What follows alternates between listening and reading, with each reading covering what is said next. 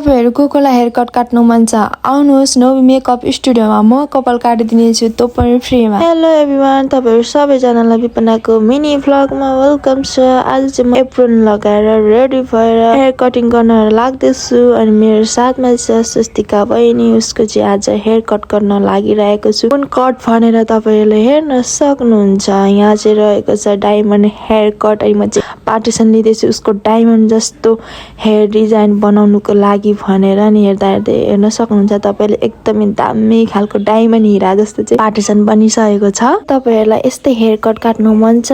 यदि मन छ भने आउनुहोस् होला नोबी मेकअप स्टुडियोमा। अहिले फेरि चलिरहेको छ हामी स्टुडेन्टहरुलाई हेयर कट काट्नको लागि भनेर। तपाईहरुलाई एउटा क्वेशन गरेर मैले, तपाईहरु जति पनि भोइस डब गर्नुहुन्छ नि तपाईहरुलाई के बोलौं भन्ने हुन्छ कि हुँदैन? मलाई चाहिँ हुन्छ। यदि तपाईहरुलाई हुन्छ भने प्लिज कमेन्ट गर्नु होला। अनि म चाहिँ ब्लो ड्रायर गर्दैछु कपाललाई राम्रो चमक दिनको लागि भनेर। पहिलोचोटि गर्नेलाई चाहिँ ब्लो ड्रायर एकदमै अप्ठ्यारो अनि गाह्रो हुन सक्छ भन्दा पनि एकदमै गाह्रो हुन्छ। मलाई पनि त्यस्तै गाह्रो भएको थियो। यो भोइस डब गर्दा चाहिँ मलाई लास्टै अल्छी लागेर भोइस डब गरिरहेको थिएँ। अब तपाईहरुले हेर्न सक्नुहुन्छ फाइनल लुक्स, हेयर सेट गरिसकेको लुक्स चाहिँ यस्तो रहेको छ हाम्रो। फेरि पनि म तपाईहरुलाई भन्दछु, हेयर कट गर्नु मन छ भने आउनु होला नोबी मेकअप स्टुडियोमा।